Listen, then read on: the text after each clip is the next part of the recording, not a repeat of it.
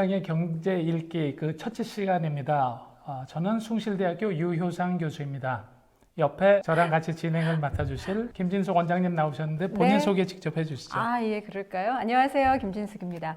저는 전직 아나운서고요. 지금은 미디어 커뮤니케이션 관련해서 강의도 하고 방송도 하고 글도 쓰는 경제 잘 모르는 경알못 대표? 이렇게 소개하면 딱 맞을 것 같은데요. 네. 자, 그럼 오늘 첫째 시간이기 때문에 일단 네. 우리 김 원장님께서 네네. 준비해 오신 최근 돌아가는 상황에 대해서 혹시 궁금하신 내용들에 네네. 대해서 찬찬히 한번 풀어보도록 그렇게 하겠습니다. 근데 첫 시간이니까 이제 제 얘기를 조금 간단하게 드리면요. 저는 경제하면 아픈 상처들이 있어요. 네, 이게 제가 나이가 나이다 보니까 또 경제 흐름을 많이 저도 겪었거든요. 그러면서 성공한 케이스가 별로 없고 이렇게 뭔가 실패 경험들이 많이 있어요. 네. 그러니까 요즘이 사실 굉장히 위기잖아요. 그래서 이런 경제를 알아야 되겠다는 생각을 하면서도 또 옛날 아픈 상처를 이렇게 들춰봐야 되나 이런 마음이 없지 않아 있습니다. 그런 가운데 그래도 제가 좀 배워보려고 교수님 옆에 이렇게 나와 있거든요. 일단 요즘 언론에서 많이 나오는 유가 얘기부터 좀 하면 좋을 것 같아요. 유가. 유가가 굉장히 많이 떨어졌죠. 네. 원래 한 어느 정도였죠?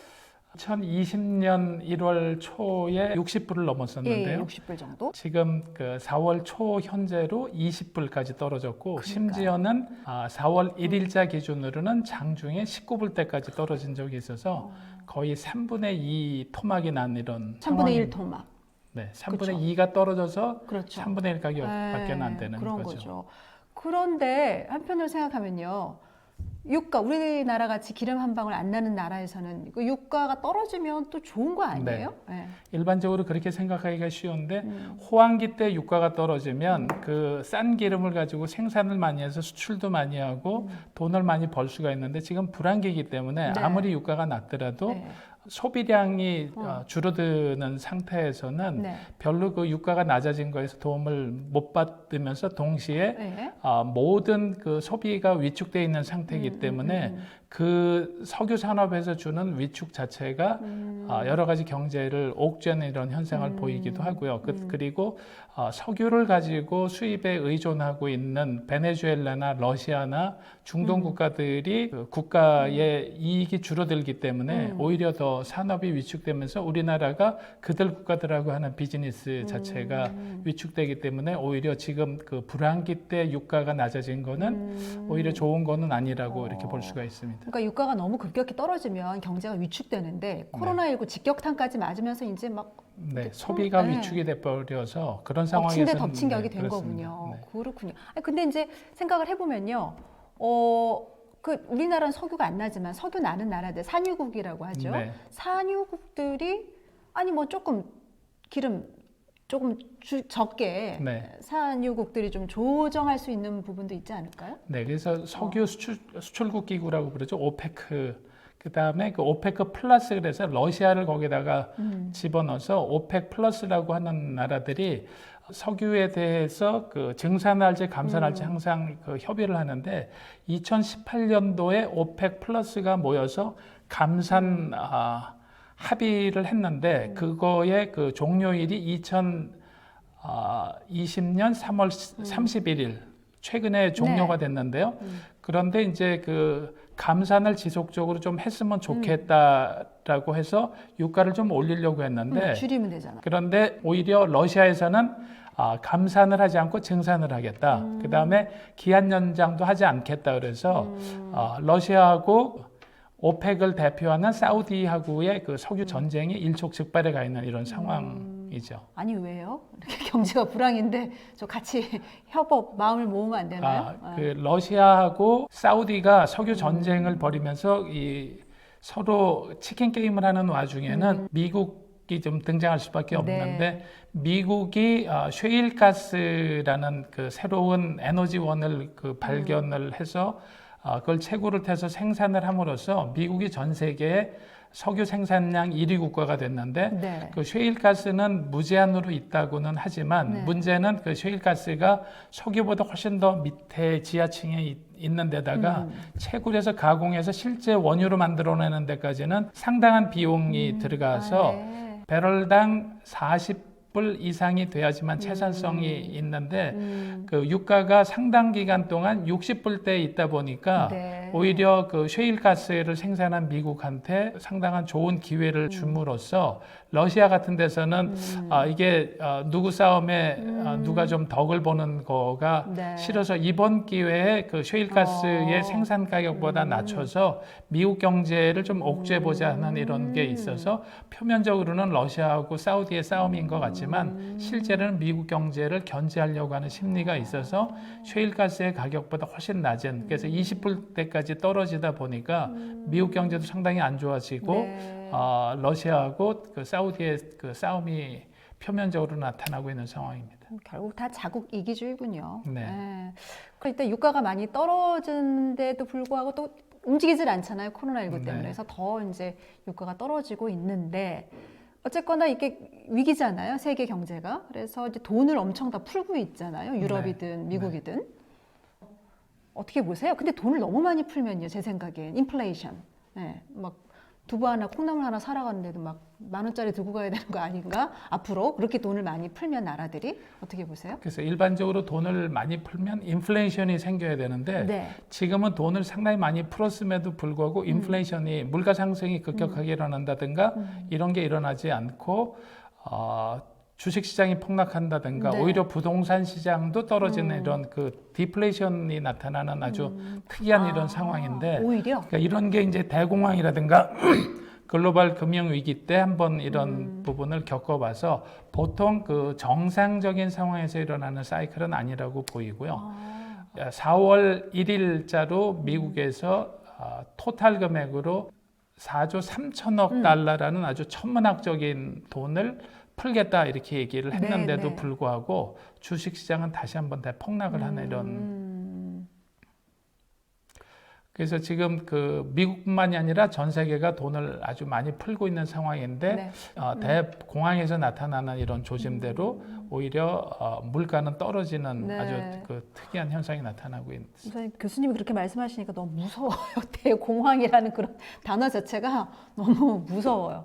근데 어쨌거나 지금은 돈을 풀 수밖에 없는 상황인 건 맞잖아요. 그 네. 미국도 돈을 풀어서 어떻게 좀 뭐 급한 불부터 꺼보려는 것 같고 우리나라도 돈을 많이 푸는데 네. 어떻게 보세요? 그 대응책을? 최근 들어서 경제 위기를 크게 3번을 얘기할 수가 있는데 기억하시죠? 우리나라 IMF 들어갔다 그랬을 때 알죠. 1990년대 후반에 동남아시아의 외환 위기라고 하는 그 시기가 있었는데 그때는 그 타이틀이 외환 위기였었죠. 네. 동남아 국가들이 그 자기의 재산의 포트폴리오를 관리하는 상황에서 달러에 대한 관리를 제대로 못해서 네. 달러 부족 사태가 네. 생겨서 생겼던 외환 위기. 그렇죠. 그런 때는 달러만 공급이 되면 그 위기가 풀어질 수 있는 상황이었었고 네. 그 다음에 전 세계를 깜짝 놀라게 했던 2008년도에 미국발 글로벌 금융위기라고 불렀던 그때는 금융위기라고 불렀는데 네. 그때 발생은 그 미국에서 발행했던 천문학적인 그 파생금융 상품에 대한 관리가 부족해서 네. 일어났었던 적이 있었고요. 네. 또 기억을 하시겠지만 2013년 4년경에 네. 그리스, 이탈리아 이런 데가 재정 위기가 와서 국가가 파산을 한다 이런 얘기가 있고 그랬었는데 그래서 그 3번의 커다란 그 경제 위기가 한 번은 외환 위기, 한 번은 파생금융 상품에 의한 금융 위기, 네. 마지막 3번째는 재정 위기에서 다 돈에 관련된 문제이기 맞아요. 때문에 돈에 대한 정책으로 시간 내 문제였었고 풀 수가 있었는데 이번이 좀 다른 거는 네네. 그런 상황이 일어나면서 동시에 촉발된 그 가장 큰 원인은 코로나발, 인간이 일으키는 게 아니고 과거에 공황이나 이런 것들이나 경제 위기는 인간이 관리를 잘못해서 생겼는데 그렇죠. 이번에는 바이러스발, 코로나발 이렇게 얘기하고 있는데 네. 상당히 다른 양상으로 나타나고 있어서 지금 전 세계 모든 나라들이 블랙스완 아주 엄청난 블랙스완을 겪으면서 이런 거는 단 한 번도 없었기 때문에 상당히 우왕좌왕하고 있는 이런 상황이기 때문에 누구도 이거에 대해서 이렇다 저렇다 얘기가 상당히 어려운 상황인 것 같습니다. 블랙스완 뭐 예기치 못한 네. 상황을 말씀하시는 거죠. 네. 근데 제가 왜 말씀하실 때 웃었냐면요. 저의 아픈 기억들이 막 새록새록 올라와서 웃었던 거예요. 저도 IMF 겪었는데 IMF 때는 제가 뭐 이렇게 나이가 그렇게 많을 때가 아니었기 때문에 투자금이 없어서 네. IMF 때는 투자를 못했고 언제 시작을 했? 99년도에 투자를 했어요. 처음 네. 주식시장을. 그래서 뭐죠? 타이밍상으로 아주 좋을 때 들어가셨네. IMF가 끝나고 다들 직후에. 그때 관심 갖고 이제 들어가니까 저도 직장 동료들 따라서 다 그걸 하니까 들어간 거예요. 그 밀레니엄 시대가 됐잖아요. 네. 그래서 제가 그때 뭘 샀냐면 주식 얘기를 좀 여쭤보려고 네. 그래요. 근데 저는 다들 아시겠지만 닷컴 기술자 붙고 테크자 붙으면 와, 상한가 며칠씩 가고 그럴 때예요. 예, 그때 당시에는 닷컴이라는 이름이 붙으면 네. 사망 신고가 된 회사들도 다시 다 일어난다 그래서 뭐 하는 뚫고 회사인지도 나온다 모르고 그랬었죠. 이름 보고 고르는 거예요. 이름이 마음에 들어. 그러면 이제 사는 거예요. 근데 그때도 저는 농심 이런 걸 샀어요. 네. 그러다가 뭐 그냥 남들이 막 돈을 버는 것 같은데 저는 뭐 그닥 없더라고요. 그래서 안 되겠다. 나도 기술자 붙고 테크자 붙은 거 이제 사야 돼서 그때 다우 기술 이거 종목명 얘기해도 되나? 다우 기술이라는 걸 샀어요. 네. 그래서 그게 제가 생생하게 기억을 하는데 2000년 첫 개장일에 정점 최고점을 찍고 그 다음부터 거의 10년 이상을 내리막하더라고요. 네. 그러다 2008년도 금융위기를 맞은 거예요. 그래서 돈을 많이 잃었어요. 아시죠? 그 물타기하고 또 수익을 못 보고 자꾸 까먹다 보면 물타기하고 또 잡주라고 하죠. 정상적인 궤도를 밟는 주식엔 관심이 없어져요. 네. 팍팍 튀는 거. 예. 그러다 보니까 제가 많은 손실을 보게 됐어요. 그래서 이제 이번에 이게 사람들이 또 이제 뭐 100년 만의 기회다, 뭐 10년 만의 기회다, 별 얘기들이 많이 오는 데서 네. 주식시장에 고객 예탁금이 엄청 모이고 있잖아요. 네. 아시죠? 네. 다 뭐 사는지 아시죠? 네. 저도 샀어요. 그 이름도 유명한 네. 삼성전자. 네. 그래서 관심을 갖게 보는데 삼성전자가 나쁜 회사가 아니라는 건 뭐 전 세계 사람들이 다 아는 거 아닙니까? 네. 그런데 이렇게 사도 되나요? 한숨부터 나오는데요. 그래서 이런 현상 때문에 네. 아주 재미있는 이름이 붙여진 건 아세요 혹시? 그렇죠, 알죠. 무슨 저도 저도 동학? 운동권. 동학 개미 운동 뭐 네. 해서 갑자기 운동권이 됐어요. 동학 운동 하는 거 같이 얘기를 하는데 네. 혹시 미국의 다우 지수가 금년 1사분기 동안에 네. 1월 초부터 3월 말까지 어느 정도나 떨어졌을까요? 하락한 거요? 네. 많이 하락할 때 12%까지 3%, 보통 많이 내리면 한 4, 5%까지 내리더라고요. 네, 그래서 3개월 30%? 1사분기 동안 23%좀 넘게 떨어졌거든요. 그러면 우리나라 코스피는 얼마나 떨어졌을 것 같으세요? 코스피요? 코스피도 퍼센테이지로 치면 코스피가 더 떨어졌나요? 네, 19점 몇 퍼센트, 20%가 좀 안 되거든요. 미국보다는 좀 덜하군요. 네. 네. 그럼 삼성전자는 얼마나 떨어졌을까요? 삼성전자는요, 제가 고점에서 사서 알아요. 저는 55층에서 샀기 때문에. 네. 55층. 삼성전자는 네. 13% 정도 떨어졌습니다. 네, 그렇죠. 13% 정도 떨어져서 네. 상대적으로 덜 떨어졌고요. 뭐 물론 우량 주식이기 때문에 그럴 네, 수 네. 있고 사람들이 생각하는 거는 최고점만 생각을 하고 있습니다. 6만 몇천 원이었는데 네. 지금 4만 얼마가 됐으니까 음.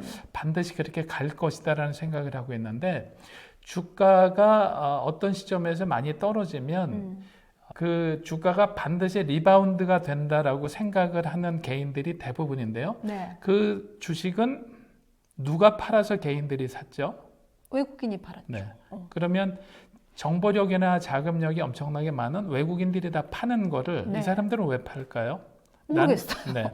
그런 고민들을 하지 않고 팔 네. 수밖에 없는 상황인데 네. 그럼 이 사람들이 조만간에 주가가 상당히 많이 올라가서 수익이 날 것 같으면 네. 팔 이유가 없겠죠. 네, 네. 그 자금 규모도 많고 그래서 개인들은 그거에 대한 생각을 하지 않고 네, 네.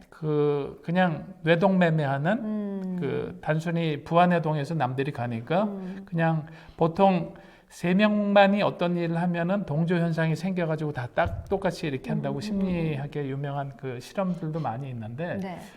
삼성전자가 예를 들어서 6만 원이었던 주가가 4만 원으로 떨어졌다. 그러면은 6만 원으로 다시 올라가서 50% 수익을 낼 것 같은 착각에 빠질 수는 있는데 그 6만 원일 때의 삼성전자의 상황과 코로나19나 여러 세계 경제가 공황 상태로 들어가면서 삼성전자 실적이 안 좋아지게 되면 거기에 맞춰서 주가가 떨어지는 네. 거기 때문에 물론 삼성전자의 모든 상황이 코로나19가 종료가 되면서 바로 정상적인 궤도로 올라간다 그러면 수익을 많이 낼 네. 수가 있겠지만 네. 외국인들 이런 전문 기관 투자자들이 많이 파는 걸 보면 네. 꼭 그렇지만도 안 낼 거다라고 예측하는 이런 상황이 많아가지고요. 네. 그래서 이 대목에서 그 세계 경제에 대한 전망을 조금 볼 필요가 있는데요.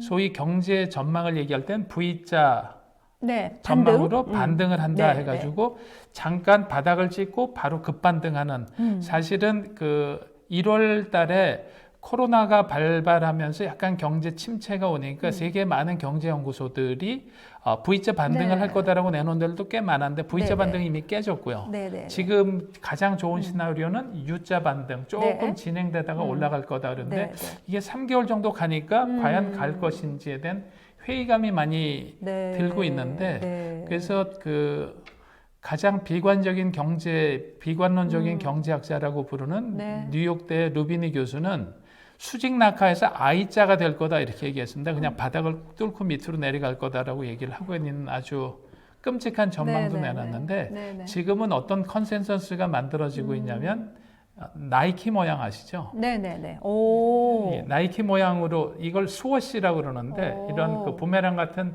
나이키 커브를 예. 그리면서 네. 상승할 것 같다. 그런데 이 시점이 언젠지는 알 수 모르겠다. 없다. 네, 그래서 요새 소위 얘기하는 unknowns, 뭘 모르는지도 모르기 때문에 섣불리 예측하는 거가 네. 의미가 없다라는 뜻으로 얘기해서 가장 그 바람직한 전망은 나이키 커브가 되는 거를 지금 바라고 있는데 이 시점이 언제일까는 지금 얘기 나오는 거는 하반기부터 이 나이키 커브의 상승으로 가지 않겠냐는 전망도 나오고 있고 하반기요? 네, 금년을 넘어갈 것 같다라는 얘기도 있고 지금 그 어저께 발로 미국에서 발표된 거 보면 백악관이 발표한 건데 4월 1일자로 발표한 거 보면은 코로나로 지금 4,500명 정도가 사망을 했는데 관리를 잘해도 24만 명 정도까지 사망자가 나올 수 있을 것 같은 아주 그것도 관리가 네. 잘 된다는 전제에서 비관적인 전망이 나오면서 미국에서. 주식시장이 다시 한번 네. 폭락을 했는데 네. 그런 전망이 나오면 나올수록 이 나이키 커브가 네. 상당히 완만하게 될 수밖에 없는 이런 상황이기 때문에 어떤 특정 종목을 가지고 그 종목이 쉽게 V자로 반등할 것이다라는 거는 좀 섣부른 판단이 아닌가 이렇게 생각이 됩니다. 불과 뭐 한 몇 주 전만 해도요 V자 반등이다 뭐 이런 네, 얘기 네. 있거든요. 너무 사이클이 네. 전망이 달라지는 거예요. 근데 U자도 불안하고 네. 말씀하시는 게 나이키자로만 네. 가도 다행이다. 그렇죠. 그것도 하반기. 네, 이게 조금 전에 말씀드린 대로 블랙스완에 대한 이런 건데 블랙스완이라는 건 단 한 번도 겪어보지 못한 알수 없으니까. 상태인데 이거에 대해서 소위 전문가가 나와서 이럴 것이다 저럴 것이다 하는 것 자체가 소위 이제 전문가의 저주. 네. 처음에 코로나19가 나왔을 때는 네. 사스가 어땠고 메르스가 어땠고 이렇게 네. 비교를 했었는데 그때랑 완전히 다른 양상으로 가고 있고요. 이게 문제가 뭐냐면 복합적이다 보니까 방역 당국이나 의학계에 있는 사람들은 경제를 모르고 네. 경제를 아는 사람들은 코로나라는 바이러스를 잘 모르고. 모르는데 양쪽을 다 알고 이게 종합적인 정보가 모여져도 새로 발발한 코로나19에 대한 정보가 부족한 상황에서 네. 양쪽에서 그냥 장님이 코끼리 더듬듯이 이렇게 더듬더듬 하는 이런 상황이 아닌가 이런 생각이 들어서 지금은 섣부른 판단은 금물이다 이렇게 함부로 말씀드릴 수 있습니다. 입방정 하면 안 되겠네요. 네, 알겠습니다.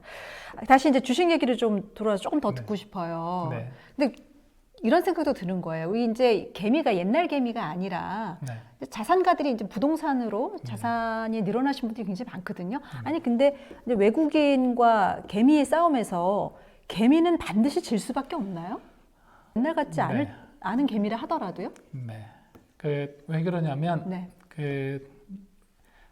저런 얘기들을 꽤 많이 합니다. 요새 그 개미들이 삼성전자를 많이 사면서 항상 그 인용하는 사람이 있습니다. 세계적으로 가장 위대한 투자자 워런 버핏을 네. 얘기를 하면서 워런 버핏 선생님이 얘기를 하시기를 네.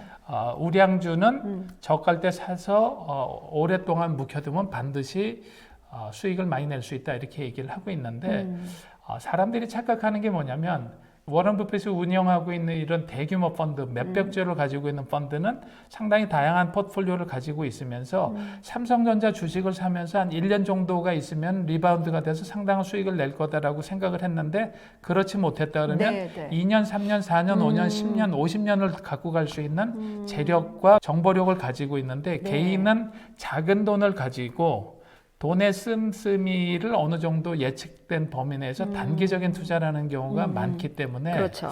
그런 거에서 개미가 나름대로는 우량주에다가 저가인 상태에서 투자를 했다 그래도 매도 시점을 잡는 것 자체가 쉽지 않기 때문에 그다음에 요즘에 그 주식 계좌가 늘어나는 거에 불안한 점은 또 어떤 게 있냐면 그 상당한 돈을 증권사에서 빌려서 네네. 투자하는 네네. 자기 돈이 아니라 네네. 돈을 레버리지를 해서 이렇게 하는 신용거래가 많이 늘어나다 보니까 신용거래는 본인이 하다가 매도 시점을 본인이 잡을 수도 있지만 주가가 일시적으로 많이 떨어지면은 반대 매매라고 해서 증권회사가 강제로 주식을 팔아버릴 수도 있기 저절로 때문에 팔리죠. 예. 그러다 보면은 오히려 짧은 시간 내에 아주 급격한 손실을 볼 수가 있다라는 거죠. 흔히들 저렇게 얘기합니다. 우리나라 사람들이 미국 사람들에 비해서 주식 투자를 덜 한다. 네.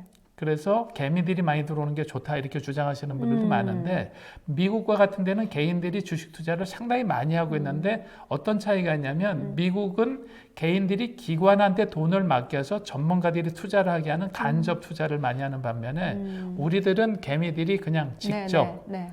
전문가들한테 맡기지 않고 전문가들을 이겨보겠다는 생각으로 들어온 게 커다란 차이가 있어서 네, 네. 과연 쉽게 얘기하면 골드만삭스랑 내가 싸워서 저 사람들의 자금력과 정보력을 물리치면서 승리를 거둘 수 있을까? 그거에 대한 자신감을 갖고 있다는 건 오히려 만용에 가깝지 네. 않을까 하는 생각도 듭니다. 근데요, 교수님, 이건 이제 오늘 이제 시간이 한정이 돼 있어서 이거 다음번에 이 얘기는 정말 또 심도 있게 여쭤보고 싶은데 제가 또 ELS도 네.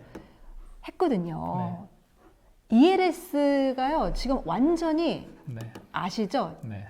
그것도 완전히 제가 그것도 신경이 엄청 쓰여요. 근데 어차피 아까 말씀 간접 투자도 주가가 떨어지고 경제가 위축되면 그것도 손실은 엄청 나거든요. 그러니까 ELS뿐만이 아니라 얼마 전에 그 DLS 네네. 때문에 그 6개월 맡겼던 돈이 1억이 0이 됐다 이런 얘기도 네네. 있었고 그런데요. 이런 ELS나 DLS 같은 파생금융 상품은 전문가들한테 맡겨서 간접 투자를 하더라도 네. 이것 자체는 리스크가 상당히 큰 상품이기 때문에 성향 자체가 우리 김 원장님은 상당히 공격적인 투자를 하는 성향이기 때문에 이 펀드에 제가요? 가입한 거로 보이고요. ELS는 안정적인 성장이 된다는 전제에서 상당히 좋지만 네네. 혹시 요즘과 같은 그 불확실성 때문에 변동폭이 커져서 구간이 마이너스 쪽으로 터치가 한번 되고 나면 손실이 예상했던 것보다 천문학적으로 많이 늘어나서 네네네. 반토막이에요. 헤어나기가, 네. 반토막이에요. 지금 상황에서는 반토막이 네, 반토막이에요. 다행일 수도 있는데 아 진짜요? 기대는 이게 주가가 회복하면서 원래 그 스트라이크 포인트 원래 약정했던 것까지 가서 네. 원금 회복을 하면 좋겠지만 네네. 근데 만기는 좀 남았어요. 다행히. 네, 그냥 희망을 위로하고 가지고 있어요. 만기가 좀 기간이 네. 있어서. 그래서 ELS나 DLS 같은 이런 것들은 사실은 진짜 여유 자금을 가지고 예. 날라가도 좋다. 전체 포트폴리오 중에서 내가 네. 자산 운영하는 포트폴리오 중에서 극히 일부분을 교수님 좀 날라가도 되는 돈은 없어요. 그렇기 때문에 개인들은 이런 주식 투자 요즘 같이 변동폭이 크고 이런 상황에서는 예. 조금 그 긴 호흡을 생각하면서 여윳돈을 갖고 해야 되는데 마치 기다렸다는 듯이 우리나라 역사상 이렇게 개인들이 신용거래나 뭐 여러 가지 돈을 가지고 주식시장에 들어와 있는 이런 거가 한편으로는 고무적이고 그래서 사람들이 동학운동하고 비교해서 하는 이런데 이게 조금 더 왜 이런 상황이 일어나는지를 유효상의 경제 일기를 통해서 좀 공부를 해가면서 네, 상황을 네. 좀 이해하고 조금 천천히 들어와도 네. 좋지 않을까 이런 생각을 해봅니다. 맞습니다. 이게 뭐 알아야 왜 그 문제를 틀렸는지도 알아야 되는 거잖아요. 그래야 또 다음에 안 틀릴 수 있는 거니까 잘 배워보도록 할 텐데 그 교수님 말씀을 이렇게 계속 듣다 보니 이 개인이 막 잘 모르면서 덤비지 마라 뭐 이런 얘기를 많이들 갖고 계신 것 같아요. 네. 어쨌거나 그 주식시장 어떻게 보세요? 뭐 장기적이든 단기적이든 어떻게 저 같은 개인 투자자들 네. 포트폴리오를 그래서 어떻게 구성하면 조금 좋을까요? 전에 말씀드린 대로 개인이 직접 포트폴리오를 구성하려고 하지 말고 네. 지금은 초저금리 시대이기 때문에 오히려 더 초저금리니까 은행권이나 이런 데다가 그 재테크를 하게 되면 수익이 없으니까 내가 네. 한번 직접 주식시장에 들어가서 뭔가 좀 건져보려고 하는 분들이 꽤 많은데 그렇죠. 그거는 왜 초저금리가 되고 주식시장이 폭락하는지가 좀 이해가 된 다음에 그럼에도 불구하고 의사결정을 본인이 하면 좋은데 전문가의 도움이 좀 필요하다고 생각이 되고요.